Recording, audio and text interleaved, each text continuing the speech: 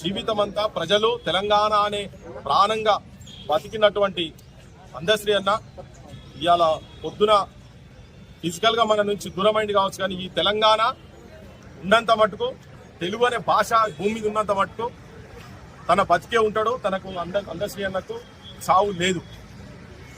నాతోని మేమిద్దరం కొన్ని వందలాది స్టేజ్ల మీద తెలంగాణ ఉద్యమంలో భాగస్వామ్యం అయినాం.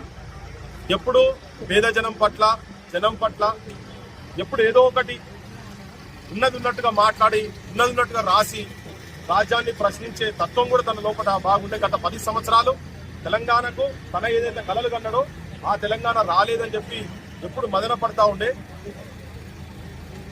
దాంతోనే మళ్ళా మొన్న కాంగ్రెస్ ప్రభుత్వం వచ్చిన తర్వాత తన గేయాన్ని తనకు కొంచెం గౌరవం ఇచ్చిన విషయం కూడా వాస్తవమే. దాంట్లో అక్కడక్కడ కొంచెం అటు ఇటు ఉన్నా కానీ వాస్తవమే. కానీ ఏంటంటే అందశ్రీ అన్న కేవలం తెలంగాణ సమస్యల గురించే కాదు, గ్లోబలైజేషన్ తర్వాత మనిషి అనేటోడు మానవత్వం ఎట్లా కోల్పోయిందనేది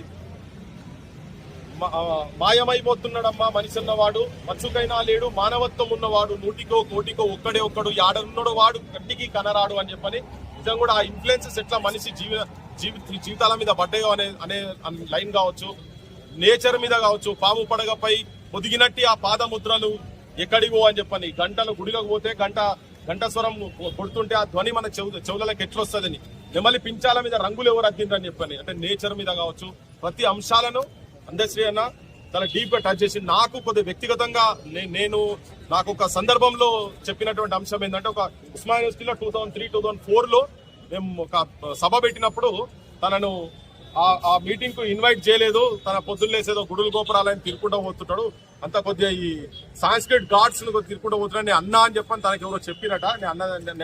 నేను అట్లే మాట్లాడలే అన్న కానీ దాని తర్వాత నీ గురించి ఒక పాట రాసిన అని చెప్తాడు.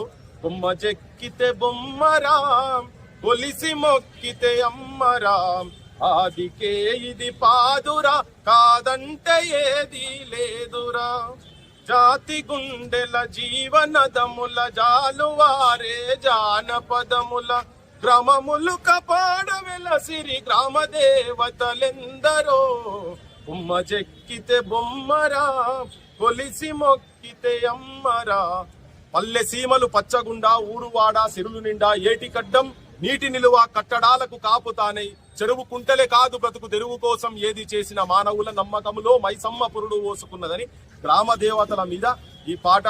నీ గురించి నువ్వు నన్ను అట్లా అన్నావని చెప్పి నేను నీ గురించి రాసిన అనేది నాకు పొద్దుటి నుంచి దాదాపు ఒక ఊకే అది నాకు